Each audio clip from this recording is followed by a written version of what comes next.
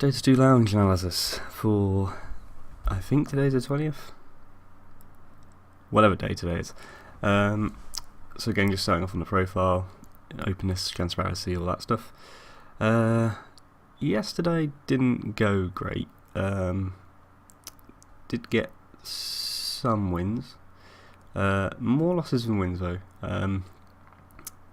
Roxkiss losing the best of 3 was weird, and I actually saw that series, and that was a bit of a weird series, to be honest, especially the game 2. Virtus.pro beat Sigma, which is worth noting. If you haven't been following, Sigma had to forfeit a game a couple of days ago, I think, due to player issues, and then yesterday I think they played without Soshka twice, so maybe he's just got, computer issues or something, so it's just worth watching out for that Sigma might be playing with stand-ins at the moment, because nothing else has officially been said about that, I don't think. Denal beating E-Hug, which was annoying, but that's going to happen every now and then, it's best of ones. So it wasn't the best day, but today there's thankfully less games, because when there's so many games on it's good, but it's also hard to kind of manage everything. The first one is Cleve versus Puck. I have to say I've not really seen Puck play ever. I know they played Empire a couple days ago and lost, but that doesn't really tell us anything. Cleve have kind of been around a bit more recently, but again I've not really seen them play too often, so I wouldn't really know who's the best out of that. I could say I think Cleve are kind of ahead on the odds, mostly because they've been around a bit more, but that's the only reason I can personally think of.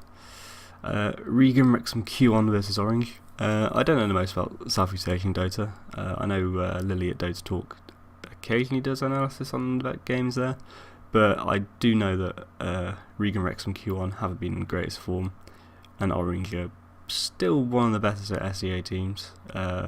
Obviously it's a different roster, but they've still got a lot of good players, and they've still been doing good recently. Although recently they have had a couple of surprising losses. I know they lost 2-0 to Arrow Gaming, who were the former Loyat, in their own little tournament they're hosting, where they're inviting people to play them in the best of 3.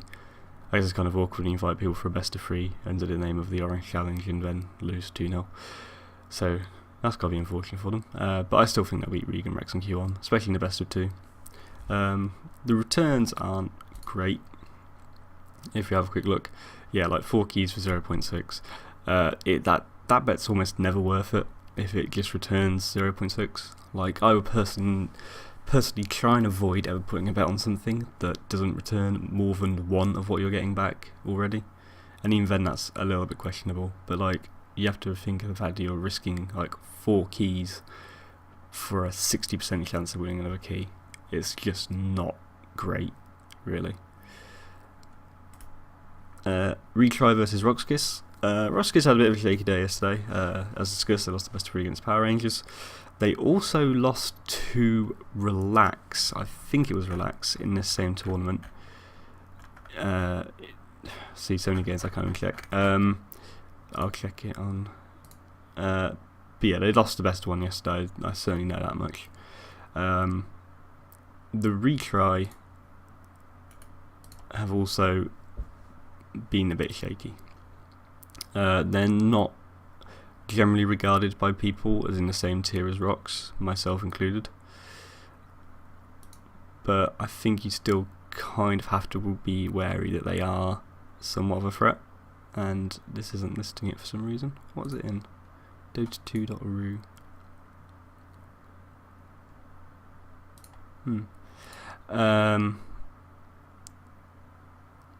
Sorry, this is going off the rails a little bit because I can't find this game. But the Retry have not been in the greatest form either, and they're a bit unreliable. I was kind of hoping Rox's odds would be a little lower than that, because again, you're kind of not getting a fantastic return. I certainly wouldn't blame anybody for not going for it.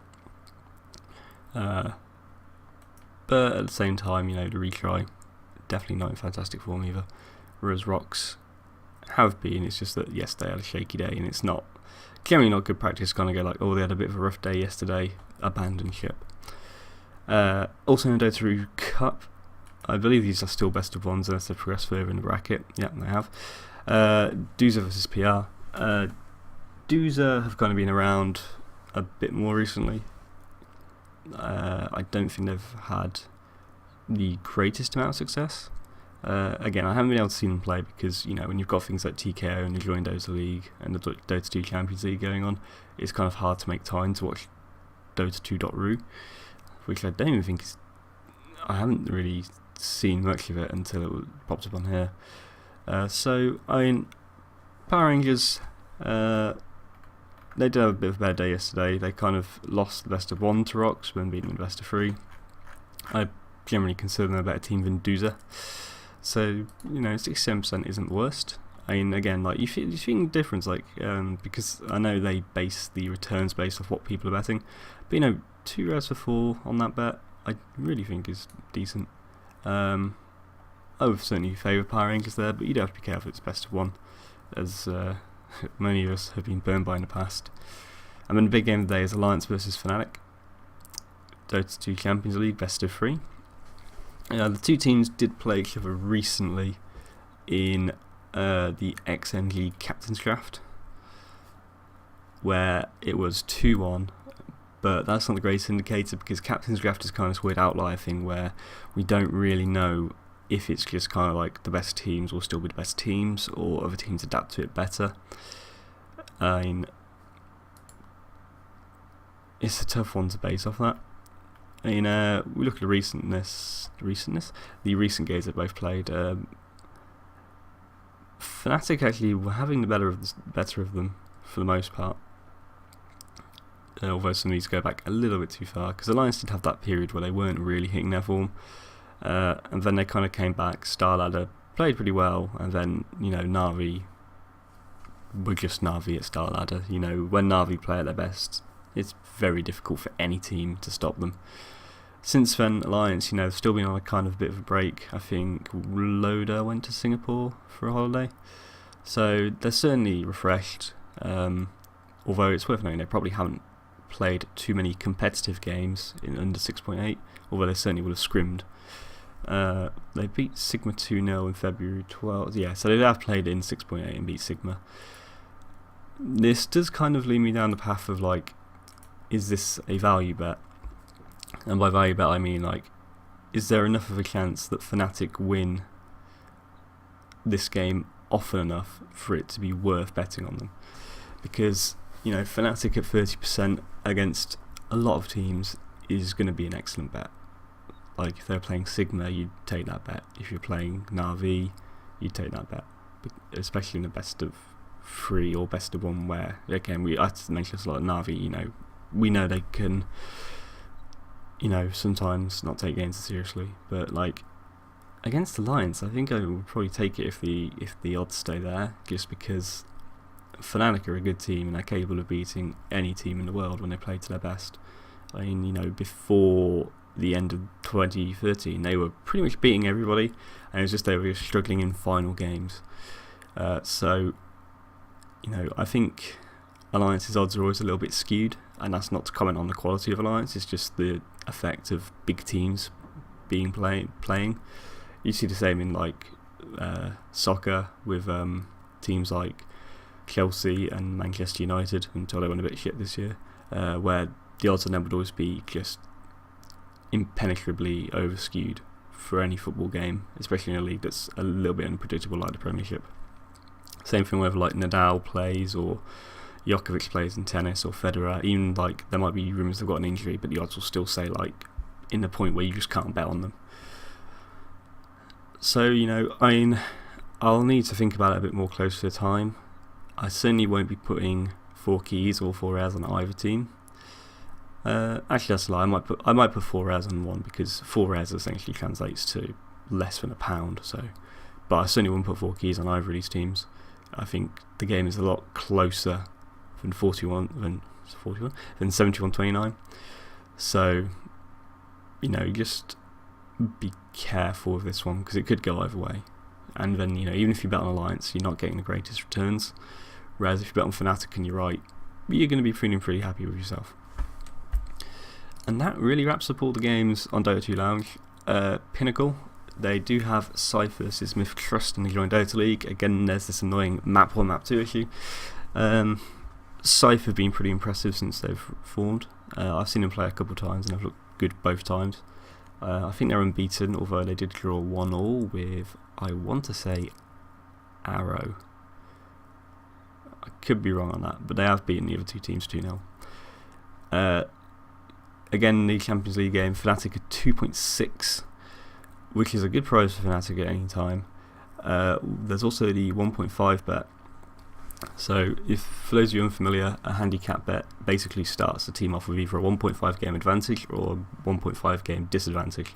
So in this case, it's saying that Alliance would be at 1.5 game disadvantage, which essentially means the bet that you're placing is either Fnatic to win 2-0, either Alliance to win 2-0 or Fnatic to win a game. So I think it's close enough that Fnatic will win a game here. 1.62 is not the most fantastic price, but if those odds were to drift to 1.7 or 1.8, I'm certainly looking at that a lot closer. In terms of the outright odds, I try not to bet on teams who are less than 1.5 on Pinnacle generally. It's just never really worth it in the long term.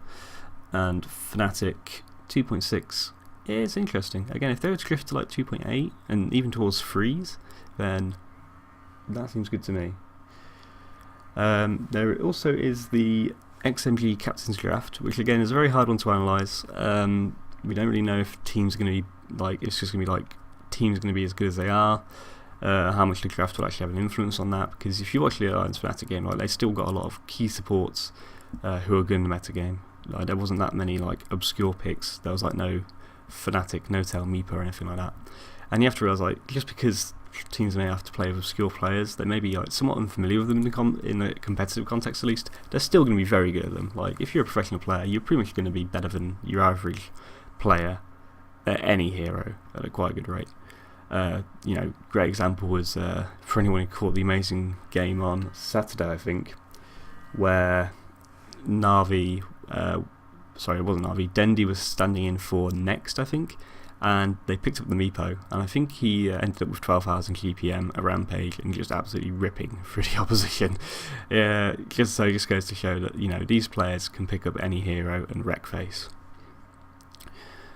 That said, Rockskiss at 3.32, it's a pretty good price actually, I would say. Like, you can't bet on Na'Vi at 1.33, you can't bet on any team at 1.33 really, because again, as a long-term proposition, it's just not a very good idea. And I do feel that there is a chance that this tournament comes down to who can draft better, and then you have to realize that, like, Puppy is a great drafter, but Goblak is kind of renowned for his interesting drafts in captain's mode and kind of being able to find these different strategies. Like, I think he kind of spearheaded the minus armor strat back in 6.79 with the Dazzle, that kind of really began to bring Dazzle back into the competitive fold. And he's also been, a big proponent of this kind of healing heavy strategy where he looks from heroes like Abaddon and Dazzle and Dream Protector. He's got a very good mind for what makes a good 5-man lineup, so it's something you need to take into account. I may actually go for Rockskiss on the outright here, just because, there's enough infamiliarity with the whole system to go for it. The handicap, again, this is basically being on Na'Vi to win 2-0 or Rockskiss to even win a single game. I think Rockskiss to win a single game, 1.82 is certainly worth it. But you have to kind of be careful with this. Keep an eye on your captain's draft stuff, because it could be interesting to see if there are teams who excel at it, or teams who kind of struggle with it, or if it just kind of keeps the status quo. So, I think it is it's interesting to see these new play styles. I'm actually surprised Dota 2 Lounge aren't offering this one, because they offered Alliance vs Fnatic, so a bit odd. And that covers the games for today. Sorry this is up quite late. I had to work late, and then I had to go see some family who are in town. Well, I didn't have to, I wanted to go see them. So that would be why I'm doing it this morning rather than last night. Currently 9 AM GMT, and I'm about to go down to London in about an hour, so I managed to squeeze this in before I catch my train. I will try and answer any questions on Reddit. I know some people asked for write-ups. I was planning on doing it, but obviously I'm a bit squeezed for time today, and I'll try and do it in the future. So thank you very much for your time, and I hope you all win lots.